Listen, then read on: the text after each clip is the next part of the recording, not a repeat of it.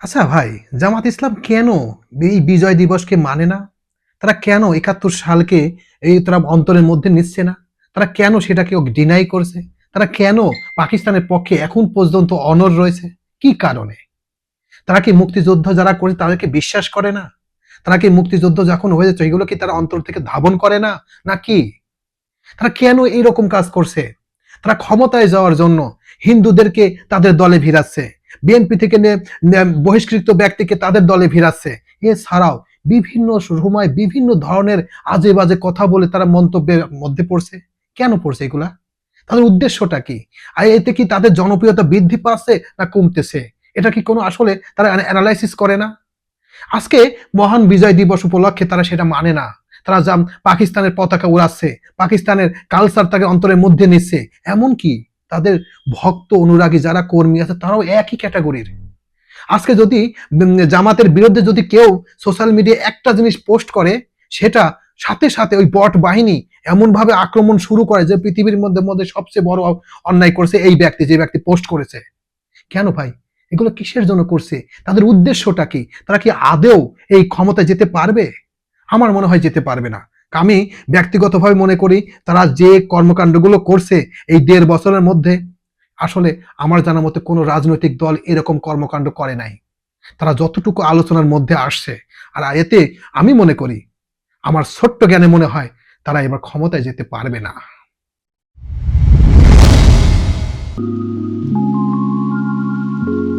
আসসালামু আলাইকুম। আমি ১৯৭১ সাল দেখি নাই। কিন্তু শুনেছি, অন্তরের মধ্যে অনুধাবন করেছি যে হ্যাঁ, ৩০ লক্ষ শহীদের বিনিময়ে আমাদের এই ছোট্ট বাংলাদেশ ১,৪৭,৫৭০ বর্গ কিলোমিটারের দেশ স্বাধীন হয়েছিল পাকিস্তানের কাছ থেকে। পাকিস্তানের হানাদার বাহিনী আমাদের মা বোনদের ইজ্জত হনন করেছে। প্রায় ৩০ লক্ষ মানুষ শহীদ হয়েছে। তার বিনিময়ে এই ছোট্ট বাংলাদেশ স্বাধীনতা অর্জন করেছে। এবং এই স্বাধীনতা অর্জনে ভারতের অনেক ভূমিকা রয়েছে। কিন্তু জামাত ইসলাম এখন পর্যন্ত সেটা স্বীকৃতি দেয় নাই। জামাত ইসলাম এখন পর্যন্ত সেটা অন্তরের মধ্যে নেয় নাই। তারা এখন পর্যন্ত পাকিস্তানকে অন্তরের মধ্যে ধারণ পোষণ করে। এমনকি জামাতের শীর্ষ থেকে শুরু করে একেবারে কর্মী পর্যন্ত যারা আছে সবাই একই ক্যাটাগরির। কেন? তারা কি পাকিস্তান যখন ছিল তারা কি সেটাই বিশ্বাস করে? বাংলাদেশে নতুনভাবে স্বাধীনতা অর্জন করেছে সেটা কি তারা বিশ্বাস করে না? আজকে বিজয় দিবস উপলক্ষে গতকালকে জামাতের কিছু কর্মী পাকিস্তানের পতাকা উত্তোলন করেছে। তারা সেগুলো নিয়ে বিভিন্ন ধরনের করছে। এতে সোশ্যাল মিডিয়া ছয়লাভ। এবং দেখবেন জামাতে ইসলাম কিংবা বিএনপির ২ টা যদি প্রশ্ন সোশ্যাল মিডিয়ায় ছাড়া যায়, দেখা যায় জামাত ইসলাম সে 100% ৯৮%, ৯৬% পোল পড়ে। তো এই সোশ্যাল মিডিয়াতেই তারা সীমাবদ্ধ না বাস্তবিক মাঠ পর্যায়ে তারা সীমাবদ্ধ? আমার জানা মতে মাঠ পর্যায়ে তারা সীমাবদ্ধ নাই। কারণ বাংলাদেশের মানুষ এখন পর্যন্ত ২ টা দলকেই বেশি সাপোর্ট দেয়। সে হচ্ছে বিএনপি এবং আওয়ামী লীগ। মানুষ এই ২ টা দলকেই চেনে, ধানের শীষ প্লাস নৌকা। আরো যে কত দল আছে সেগুলো তাও অন্তরের মধ্যে কেউ নেয় না। বাংলাদেশে অনেক নিবন্ধিত দল আছে, তার মধ্যে হাতে গোনা কয়েকটা দল। তার মধ্যেও আপনি জাতীয় পার্টি যতটুকু সিট পায় সেই সিটও জামাত ইসলাম পায় নাই। এখন পর্যন্ত ইতিহাস যেটা বলে পায় নাই। তারা এককভাবে নির্বাচন করেছে একবার, তখন পাইছে মাত্র ৩ টা আসন। তারপর বিভিন্ন শরিকের সাথে মিশে তারা ১৫ টা, ১০ টা, ১৭ টা, ২০ টা এরকম আসন পেয়েছে। কিন্তু তখন হেভিওয়েটের নেতা ছিল।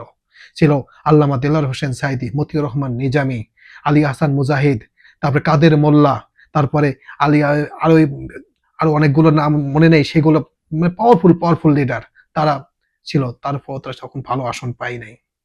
কিন্তু এখন কে আছে? জামাতের শীর্ষ আইকনিক কয়েক একটা লিডার আছে নাকি? বলতে পারবে না কেউই।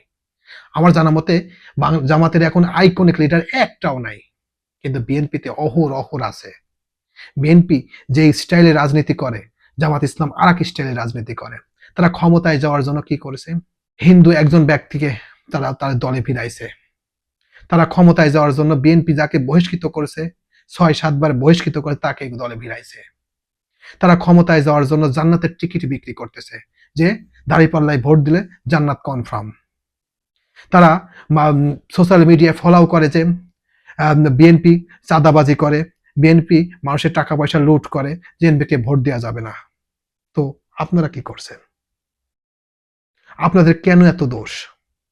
আপনারা যদি ভালোই হবেন তো আপনাদের নিয়ে এত কেন সমালোচনা হবে? আপনারা প্রথমে যখন আসলেন, আসার পরে কি দাবি করলেন? পিআর নির্বাচন। পিআর এর জন্য কি এটা হুলস্থুল সৃষ্টি করলেন, সেটা ক্যান্সেল হয়ে গেল। তারপর গণভোট। তারপরে আপনাদের নেতারা বিভিন্ন সময় বিভিন্ন ধরনের মন্তব্য করছে। কেউ বলে শুধু রোজা আর পূজা একই জিনিস। কেউ বলে যে আঙ্গুল বাঁকা করার জন্য যা যা দরকার ঘি তুলেই খাবো, এরকম কথা বলে। কেউ বলে যে বিজয় দিবস, এটা স্বাধীনতা ৭১ সাল তারা বিশ্বাসই করে না, তারা মানেই না। এগুলো কি? এতে মনে করেন কি আপনাদের জনপ্রিয়তা বৃদ্ধি পাচ্ছে? 100% জনপ্রিয়তা কমতেছে। কারণ এখনো আমি যেমন অন্তর থেকে এখনো ৭১ সাল মুক্তিযুদ্ধকে আমি লালন পালন করি। হ্যাঁ, ৭১ সালও ভোলা যাবে না, ২০২৪ সালও ভোলা যাবে না। দুইটাই আমাদের কাছে ইম্পর্টেন্ট। কিন্তু ৭১ সালকে বাদ দিতে হবে না ভাই। আপনি সবসময় জুলাই, জুলাই, জুলাই বলতেছেন। কেন ৭১ সাল বলছেন না কেন? ৭১ সাল কি অপরাধ করেছে আপনার কাছে? ৭১ সালকে আপনি হাইড করে শুধু জুলাই অভ্যুত্থান নিয়ে পড়ে থাকলে হবে? আরে মিয়া, ৭১ সাল যদি নাই হতো, জুলাই অভ্যুত্থান কোত্থেকে আসতো? এটা বুঝেন না? মাথায় কি ঘেলো নাই? আমি আমার ছোট্ট জ্ঞানে মনে করি জামাত ইসলাম যেভাবে আগাচ্ছে, জামাত ইসলামের ভবিষ্যৎ ভালো না। জামাত ইসলামের শীর্ষ নেতারা যে স্টাইলে কথা বলছে, এখন পর্যন্ত লাগামহীনভাবে যেভাবে কথা বলছে, প্রত্যেকটা কথা মানুষ পাই টু পাই হিসাব করেছে। মানুষের ভোট কি জানেন? ভোট আর পছন্দ এক জিনিস না। আমি অন্তর থেকে জামাত ইসলামকে পছন্দ করতাম। যেদিন আল্লামা সাঈদী মারা গেছে তারপর থেকে আমি এখনো আছি। কিন্তু ৫ই আগস্টের পর দেখুন জামাত ইসলামের শীর্ষ নেতা থেকে শুরু করে সবাই তাদের লাগামহীনভাবে কথা বলছে। তাদের কথাবার্তা, তাদের কর্মকাণ্ড যেদিন পছন্দ হয় সেদিন আমি ঘৃণা করা ধরছি। আমি ব্যক্তিগতভাবে বলতে পারি এরকম অহরহ ব্যক্তি আছে। শুধুমাত্র তাদের মুখের ভাষার কারণে। কারণ এটা বোঝে না কেন? যে এই মুখ এমন একটা জিনিস, এই মুখের কারণেই আজকে ১৭ বছরের সিংহাসন শেখ হাসিনা পতন হয়েছে মাত্র ৩০ দিনে, এই মুখের কারণে। তো জামাত ইসলামের শীর্ষ নেতাদের মাথায় গেল নাই যে আসলে যেখানে যে সব জায়গায় সব কথা বলা যায় না। তারা ভাবে যে কথা বলতে পারলেই বড় কিছু। এই যে জামাত ইসলামের এখন নাম বট বাহিনী, সোশ্যাল মিডিয়ায় মিনিমাম ৫ লাখ ৬ লাখ ফেসবুক ভুয়া অ্যাকাউন্ট আছে, সেগুলো ছাত্র শিবির নিয়ন্ত্রণ করে। যদি ছাত্র শিবির কিংবা জামাত ইসলামের বিরুদ্ধে কেউ যদি পোস্ট করে, তাকে এমন ভাবে আক্রমণ করে যে পৃথিবীর ইতিহাসে মনে হয় কোথাও নাই। সে মনে হয় পৃথিবীর সবচেয়ে বড় সন্ত্রাসী, এরকম করে। কেন ভাই? আজকে আপনাদের একটা জিনিস মনে রাখতে হবে, এই যে হাদি গুলিবিদ্ধ হয়েছে, হাদি কিসের জন্য হয়েছে? মুখের কারণে। কারণ ভাই সব জায়গায় সব কথা বলতে নাই। কথা বলার সময় হিসাব করে কথা বলতে হবে যে হ্যাঁ, আমি যে কথাগুলো বলছি এই কথাতে কেউ কষ্ট পাচ্ছে কিনা। আপনার শত্রু কোত্থেকে টেরও পাবেন না আপনি। তো আপনি রাজনীতি করেন, আপনার একটা দল পছন্দ হয়, ঠিক আছে, ভালো। আপনি লিগ্যালি ভাবে আগান। আপনি একজনকে ঘায়েল করে, একজনকে ক্ষতি করে আপনি কিভাবে শাসন ক্ষমতায় যাবেন? এই যে সোশ্যাল মিডিয়ায় যেসব মন্তব্য করছেন, আজকে যেমন মির্জা ফখরুল ইসলাম বলছে যে শুধুমাত্র ইসলামিক দল জামাত ইসলামের তারা এখন পর্যন্ত এই মুক্তিযোদ্ধা, এই ১৯৭১ সাল বিজয় দিবস তারা মানে না। আর এতে দেখলাম ফেসবুকে কিছু বট বাহিনী এমন ভাবে আক্রমণ করতেছে যে ওরে বাবারে বাবা, কি না কি হয়ে পড়ছে তারা। আচ্ছা, যেগুলো ব্যক্তি ফেসবুক মির্জা ফখরুলের বিরুদ্ধে কথা বলে, সবগুলোর বয়স সর্বোচ্চ ২০-২৫ বছর কিংবা ৩০ বছর। মির্জা ফখরুল নখের যোগ্যতা আছে? মির্জা ফখরুল যে মেধাবী, যে শিক্ষিত, তার আশেপাশে যাইতে পারবে জীবনে?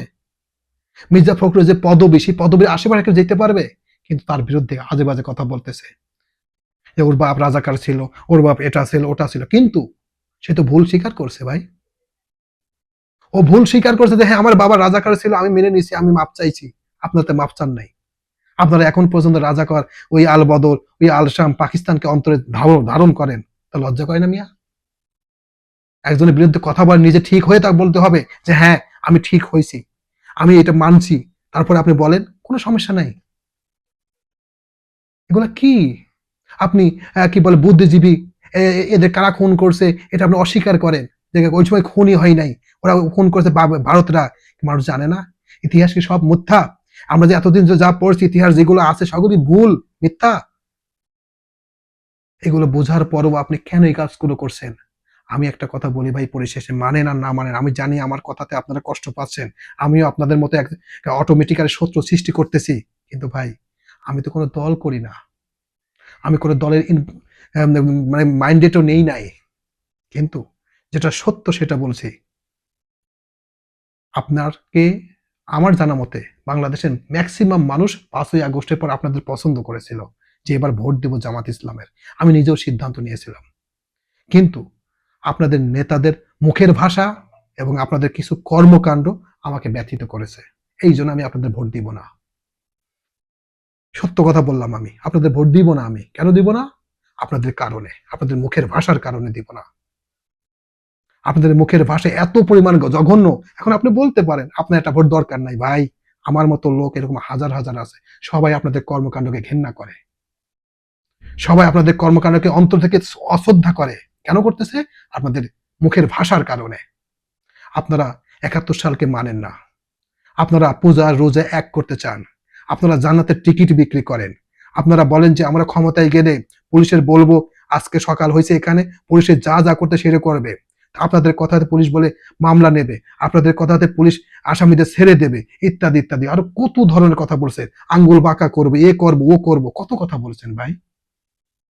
একটি কথা বলি ভাই আপনাদের, ক্ষমতা, লোভ, এইগুলো ক্ষণস্থায়ী। আর এই পৃথিবীতে এই পর্যন্ত যাদের পতন হয়েছে শুধুমাত্র একটা কারণে, সেটা হচ্ছে মুখ। এই মুখের ভাষার কারণে পতন হয়েছে।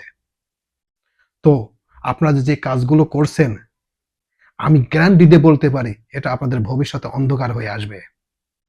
আমি জানি আমি আপনাদের এই কথাগুলো বলছি, আমি আপনাদের অটোমেটিক্যালি শত্রুতে পরিণত হয়েছি। তারপর যেটা সত্য সেটা বললাম। আমার মতো ব্যক্তি এরকম অনেক আছে যারা আপনাদের ভালোবাসতো, আপনাদের অন্তর থেকে শ্রদ্ধা করত।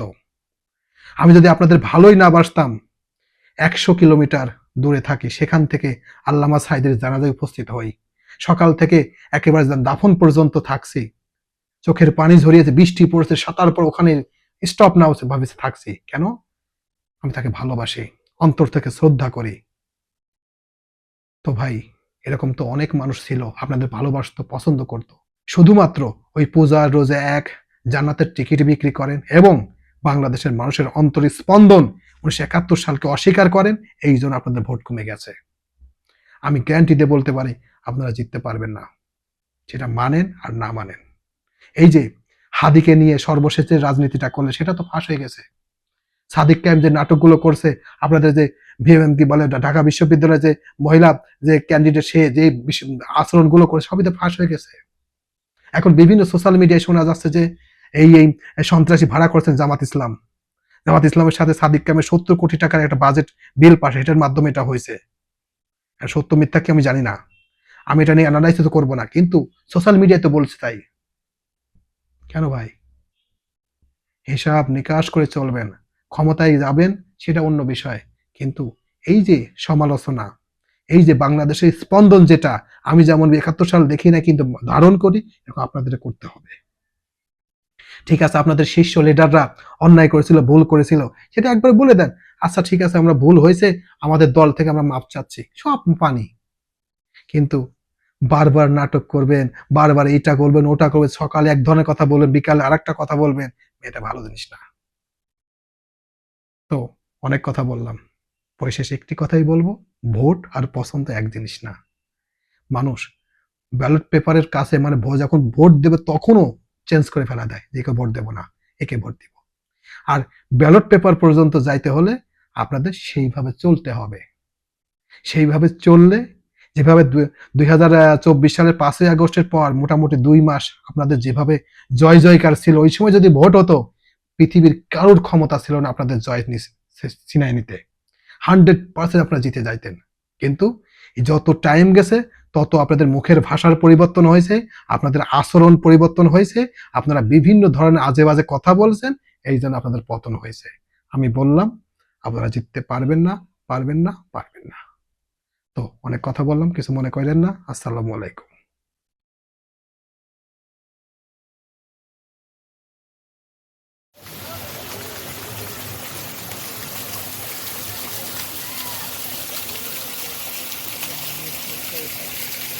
হুম,